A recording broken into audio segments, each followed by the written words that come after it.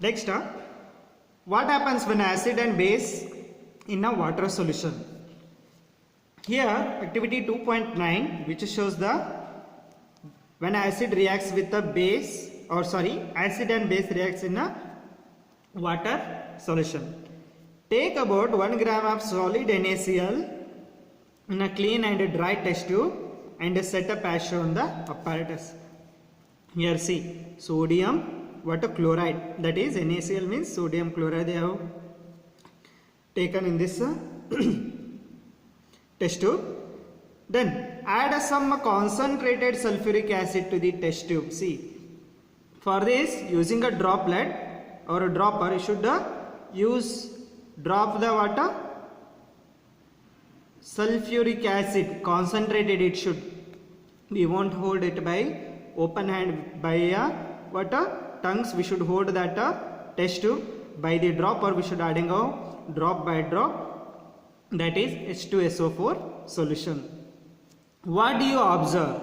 Is there gas coming out of the delivery tube after adding a sulfuric acid? Is there, it liberates the any gases? They are asking. Test the gas evolved successfully with a dry and wet blue litmus paper. After that, you should close that one with a rubber cork. Whatever the gas evolved here, it comes through this delivery tube. We should use blue or red litmus paper here. Sorry, wet blue litmus paper they said. In which case does the litmus paper changes the color? See, whatever the gas is liberated in this delivery tube, is there any change in this litmus paper? This litmus paper should be wet in condition. On the basis of this activity, what would you infer? Dry HCl, acidic character of dry HCl gas and HCl solution. Okay, this experiment suggests that hydrogen ions in a HCl produces in the presence of the water. See, from this activity we should conclude that hydrogen ion means HCl gas contains H plus Cl minus. This hydrogen ion produces the presence of the water. The separation of H plus ion from HCl molecule cannot occur in the absence of water. See, in the absence of water we cannot separate this H plus ion, isn't it? So here HCl reacts with the H2O, that produces H3O plus and Cl minus. Hydrogen ion cannot exist alone. See, hydrogen ion water, it won't exist, it won't produce alone, but they exist after combining with the water molecules. Thus hydrogen ion must always shown in the H plus aqueous, or hydronium ion we should call. See, hydrogen ion, it won't produces alone, only H plus ion it not separates. So what, it combines with the water molecule, that's why it produces the H3O plus. So shortly we should call it as H plus aqueous. Aqueous means it contains a water, or in shortly we should call it as hydronium ion. We should call hydronium ion. See how the H plus ion reacts with the water, that produces the hydronium ion. Okay, we have seen that acids give the H3O plus or H plus aqueous ion in a water. Let us see what happens when a base is dissolved in a water. Similarly, how the acid dissolved in a water, it produces the H plus ion or a hydronium ion. Similarly, if a base reacts with the water, what it produces? What happens then? That is NaOH solid, in the presence of water, it produces a Na plus OH minus, as the aqueous means it also contains a water. Okay, I hope you all are getting. So by this we should conclude that similarly KOH plus H2O, that produces K plus aqueous plus OH minus aqueous. MgOH twice, which is in a solid state, in the presence of acid, it produces Mg plus 2, which is the aqueous, and 2OH minus as the aqueous. Okay, base generates a OH minus ion in the water. See how the acid generates in a water? It is H plus, means this is acid. It generates H plus ions in the water. If it is a base, means it generates the water OH minus ions. Base which are soluble in a water are called alkalis. Such a base OH minus ions which are soluble in a water, those are nothing but alkalis. We should call them as alkalis. Now now as we have identified that all the acids generates H plus ion and all the base generates OH minus in aqueous solution, we can view the neutralization reaction as follows. So here how acids and base neutralize means equal, it will become a stable. Okay, so when acid plus base that produces salt and water, we know. So acid means it produces H plus ion with a X is one compound and MOH is the base. OH indicates the base. So when acid's base reacts, it reacts together M and X, it produces the MX, and HOH means it is nothing but DH2O, that is nothing but water. When acids and base reacts together, that produces the salt and water. So here H plus as the aqueous plus OH minus as the also aqueous. When H plus and OH minus combines to form a water which is in the state of liquid.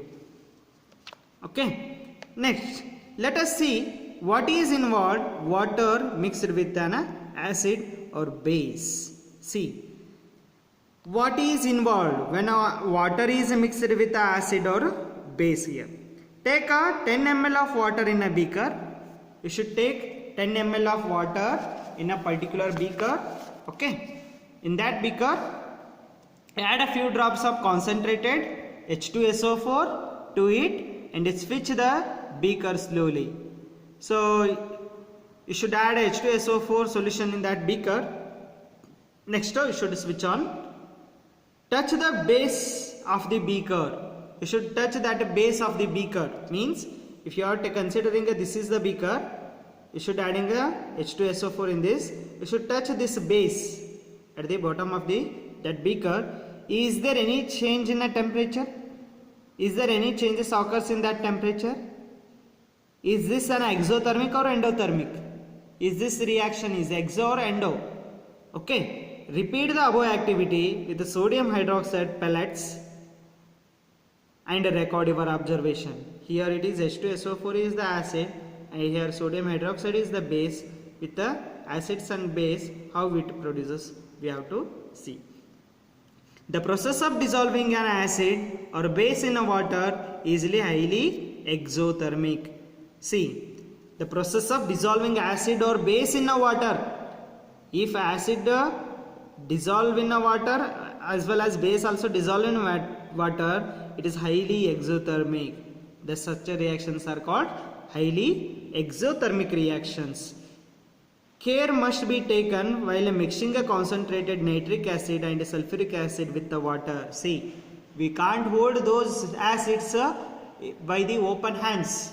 So we should take some precautions to avoid dangers from those acids. Okay, then the acid must always be added slowly to the water with a constant stirring. See, we can't pour the whole one bottle acid to the water. We can't do like that. It is harmful. So what? By dropper, we should adding a one drop to that water solution. Continuously we are stirring that one. We should mix up that one. Okay. Then, if water is added to the concentrated acid, the heat is generated may causes the mixture of splash out and causes the burns. See, if you are adding a concentrated acid to the water, it produces the heat as well as the mixture splash out, which is similar like a milk. While boiling the milk, if at last it is splash out, means which is the completely fell down after burning, over burning, like that splash out. Here water and sulfuric acid reacts to each other, it is splash out, means similar like when we should boiling the milk. And the glass container may also break due to excessive local heating. See, so that much powerful that acid. See, so that glass container whatever we have taken here, it will be break down. It should be break down because it produces the more heat there. So what, that glass also can't hold that much of heat. So what, it get a break. Look out for the warning sign.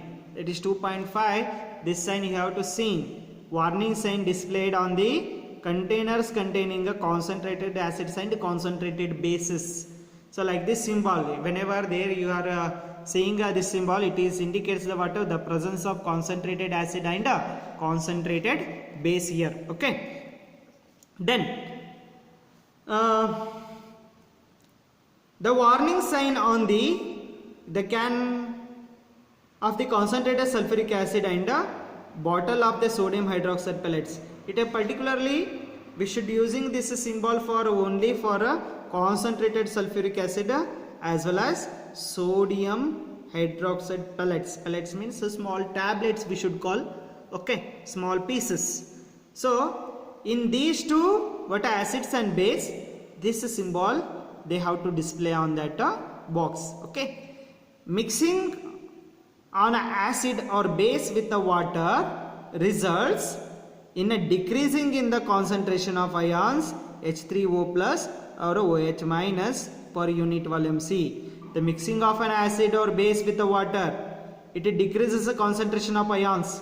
In case of H plus ion in a acid, OH minus ion in a base per unit volume for every volume. Such a process is called dilution. Dilution means the level of the concentration level decreases, the water level increases. Concentration level decreases, water level increases, and in the both the acids or a base is said to be diluted. Then we should say that that acid is diluted or that base is also diluted. I hope you all are getting this one. We'll continue in the next class. Thank you.